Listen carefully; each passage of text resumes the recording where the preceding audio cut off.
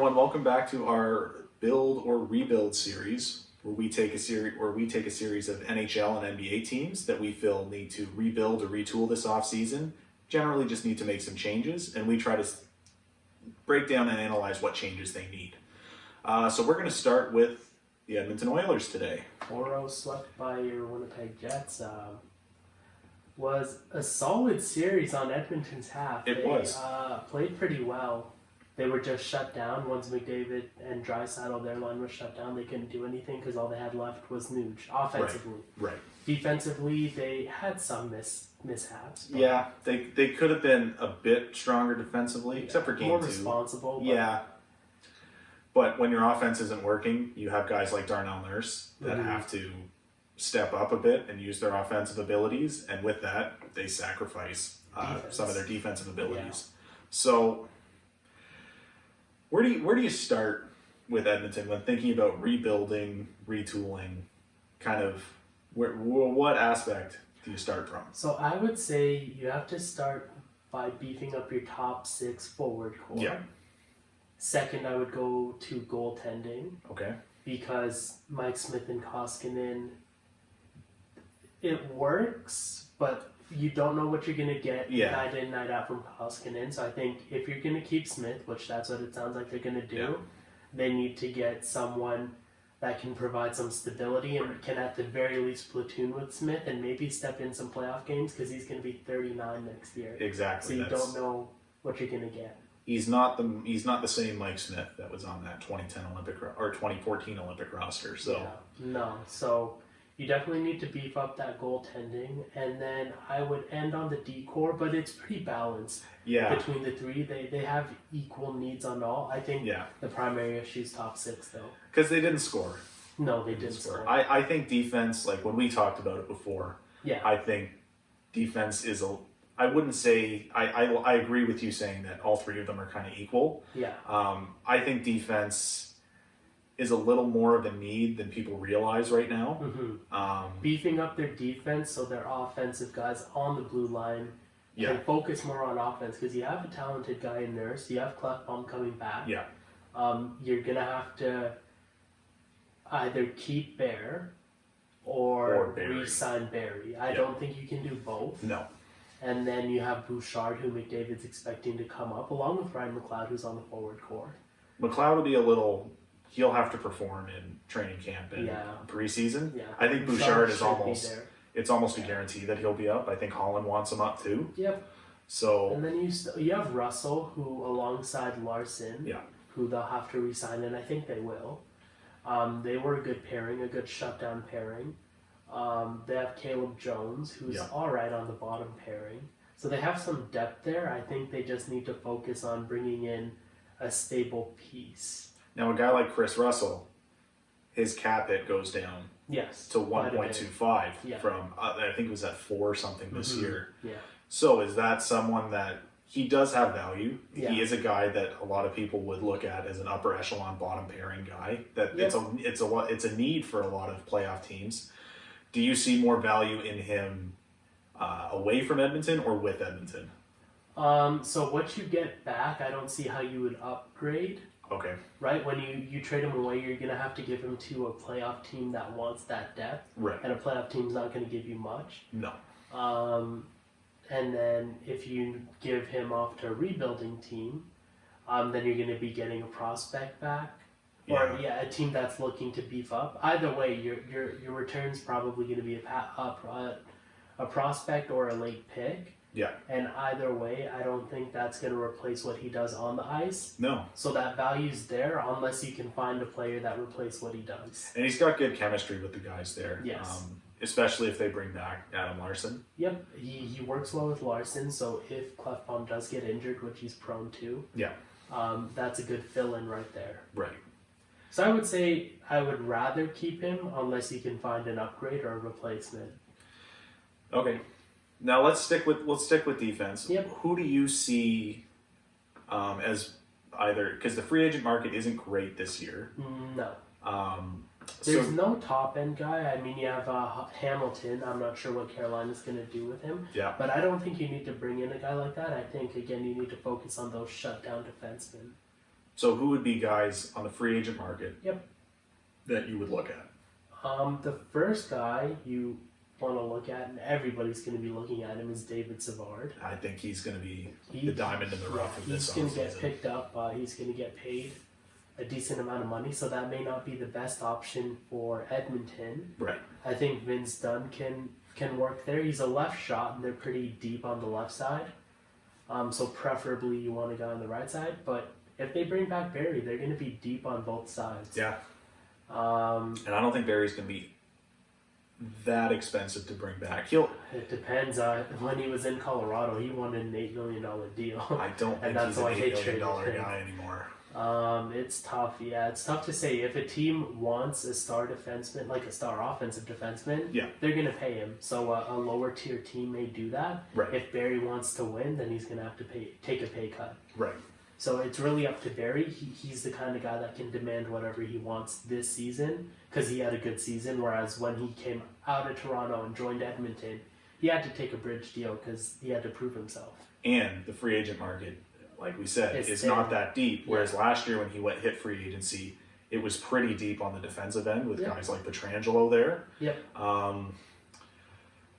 So there are other options, though.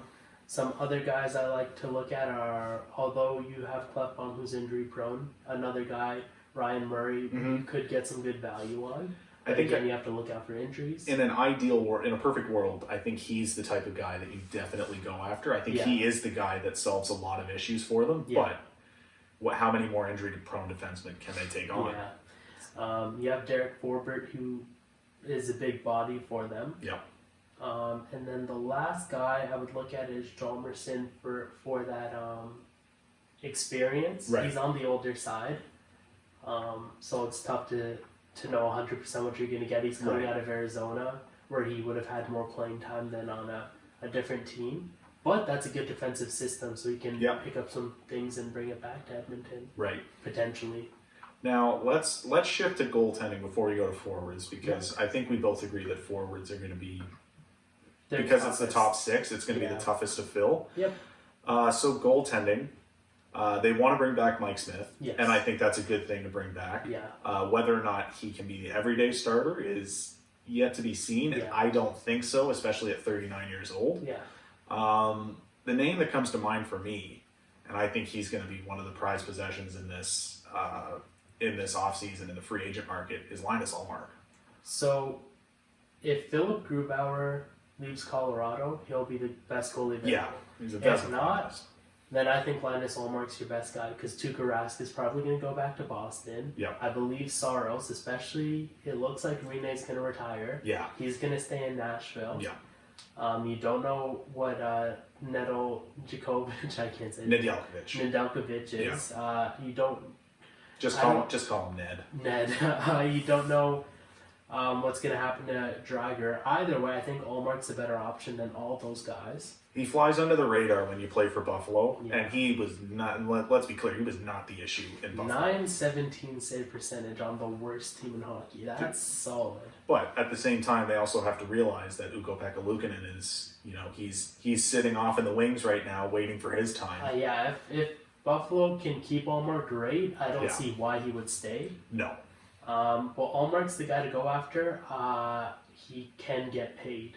He can, If a team needs a goalie, he should be the go-to guy. If not, then whoever gets him is getting a steal. But Edmonton does have about $22 million in cap space. If the cap stays where it is at $81 million. And then they can look to trade Bear, which will give them 2 more.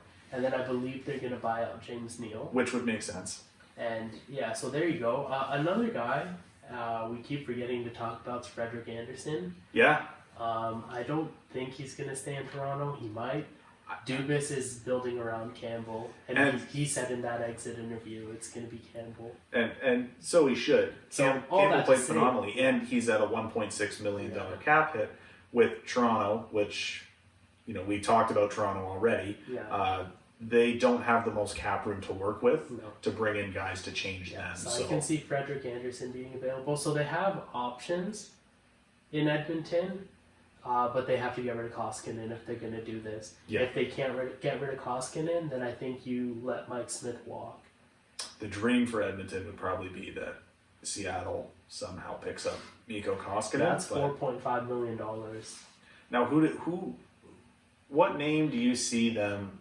Because I guess with rebuilding and retooling, you have to take into account there is an expansion draft this offseason. Yep. Is there any name that pops out at you on Edmonton's roster that Seattle might take? Because obviously they're going to expose Koskinen. Yeah.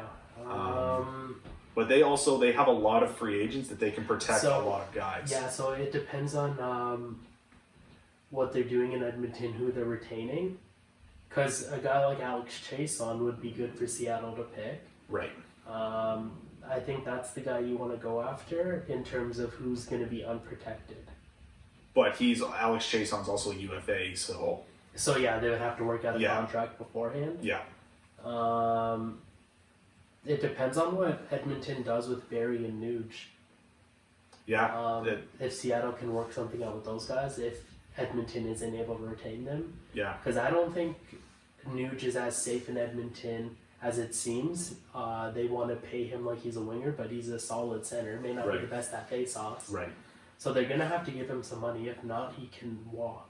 Right. And do so comfortably, because there's going to be a lot of teams that want that good two-way forward. Right. Especially on the second line, maybe a first line if anybody's injured. So now that we're already on the topic of Nuge and the forward core, that's our last stop for rebuilding and retooling, and that's probably what's going to take the most attention. Not necessarily the most need, but the most attention will have to be put in adding to the top six. So they first off need to bring back everybody.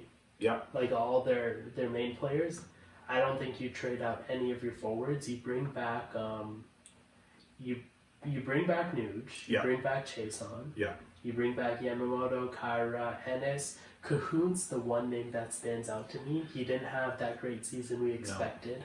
But he's got a lot of upside. He does have upside, but Edmonton doesn't need upside. They need results, and Cahoon's not the youngest. Because it's the same thing with Jesse Puljujarvi, who could be an interesting trade piece. I think he has a lot of value if he stays, but I think a lot of teams view that upside that is untapped right now.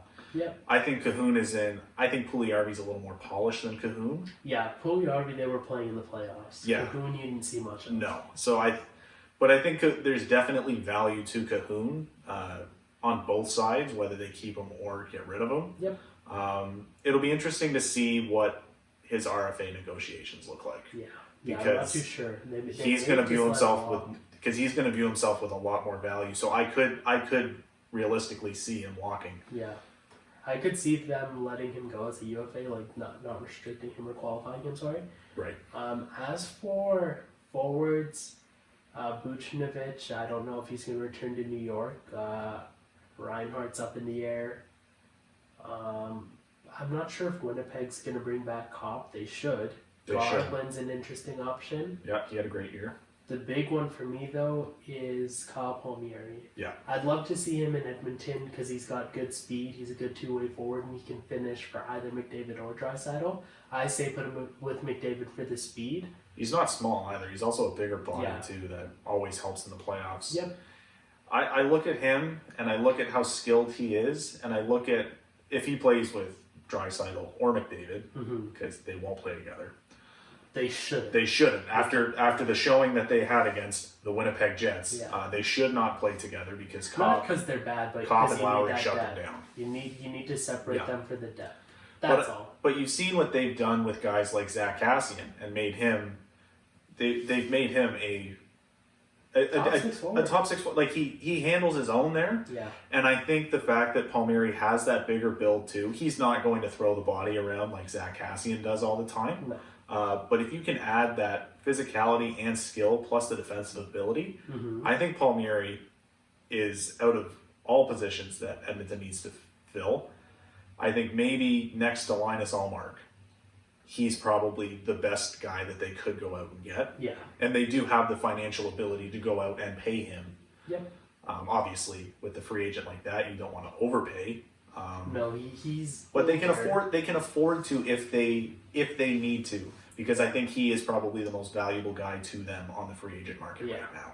I would have said Philippe Danault, but I don't think they need more defense on that forward core.